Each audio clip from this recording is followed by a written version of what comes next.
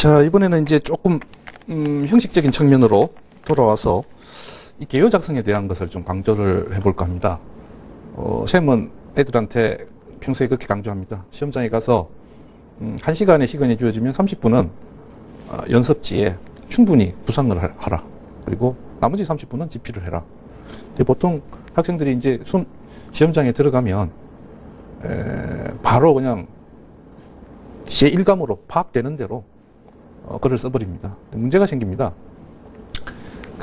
쌤처럼 늘 이제 논술 문제만 분석하는 게 직업인 이 사람들도 2시간 동안 쓰는 논술 문제를 이렇게 분석하는데 처음부터 감히 출제 의도가 팍 잡히는 경우도 있지만 그렇지 않은 경우도 있어요. 근데 한 1시간 정도 이렇게 꼼히 이런저런 측면으로 고민해보고 막 이렇게 설계도를 그려보고 해보면 비로소 이제 그 주제 속으로 빠져들어가면서 연결되지 않았던 것들, 그러니까 이 제시문으로 주어진 내용들과 그와 관련해서 내가 알고 있는 어떤 관련된 지식들이 결합이 되면서 이게 이 문제를 낸 사람이 논의의 초점을 여기에 두고 한번 본인 견해를 개진해 보라는 요구를 하고 있구나 하는 게 뚜렷하게 드러난단 말이죠.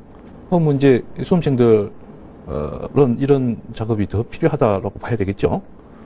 그럼에도 불구하고 실제로 학원에서 이제 논술 연습을 할 때도 그 개요 짜고 하는 게 더 막 힘드니까 바로 집필을 들어가려는. 근데 그렇게 되면은 거의 대부분이 한 절반쯤 쓰다 보면은 이건 아닌 것 같다라는 생각이 들어요. 근데 시간 제한이 있으니까 이게 잘못된 걸 알면서도 뭐 대충 마무리하고 나올 수밖에 없는 그런 상황이 벌어집니다.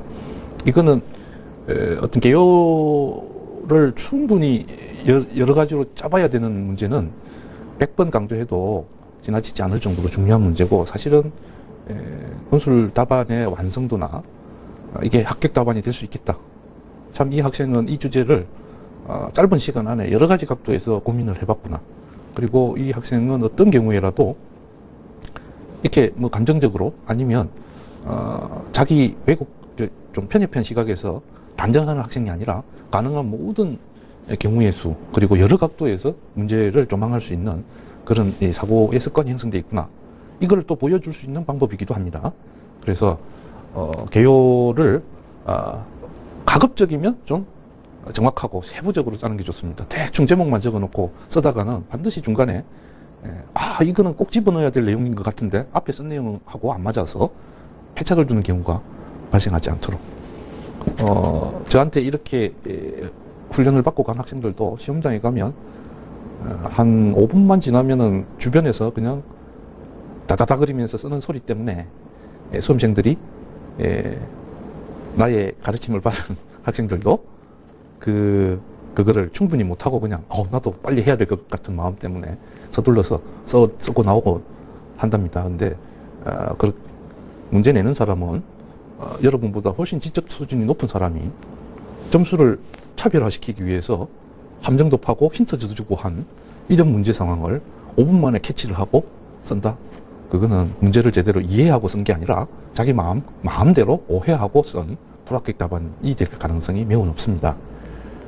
건자에 6월 모의평가 보고 나서 이제 논술을 본격적으로 좀 이제 슬슬 준비해야 되겠다는 뭐 재수생들도 있고 상담을 하는데 그런 이야기 합니다.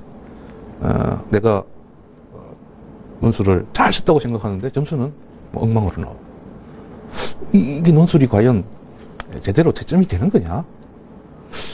이 연습을 해서 그게 의미가 있느냐? 뭐 이런 이야기 하는데 시험 경험으로는 그렇습니다. 논술이 지금 이제 대학 입학 시험에서 이제 시험을 치르기 시작한 게 꽤 오래됐는데 채점의 문제는 아무런 문제가 없습니다. 그만큼 정확하게 나온다는 이야기죠. 채점 요소도 분명하고 하기 때문에 여러분들이 혹 내가 잘 썼는데 점수가 안 나와서 이상해. 이거는 이렇게 생각하시면 맞습니다. 이거는 논술 답안은 자유로운 글쓰기 수필이 아닙니다. 글자 분량에서부터 논의의 내용까지 제한 조건이 많은 그런 글을 쓰면서, 즉 남이 규정해 놓은 틀을 따라 쓰면서도 내 생각을 개진해야 되는 게 얼마나 어렵겠습니까? 그러니까 되게 시험장에서 참 힘들게 썼다라는 게 오히려 그러한 출제자의 의도에 맞게 조건에 맞게 쓴 답안일 경우가 많습니다. 내가 아주 쉽게 잘 썼다는 이야기는 까다로운, 나에게 내가 소화하기 힘든 까다로운 조건을 내가 의도적으로 무시해버렸을 가능성이 매우 높습니다.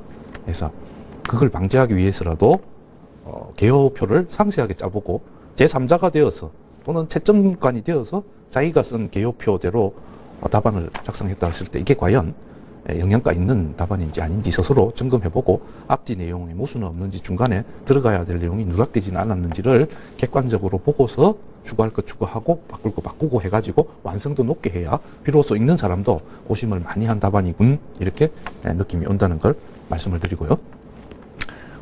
요거 그렇게 어렵지 않은 건데 꼼꼼하게 개요짜는 것과 관련해서 논제가 요구하는 상황이 너무 꼼꼼해서 굳이 내가 어떻게 이 답안을 쓰지 고민할 필요 없이 시킨 대로만 하면 되는 겁니다.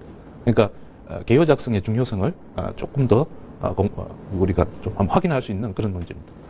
중앙대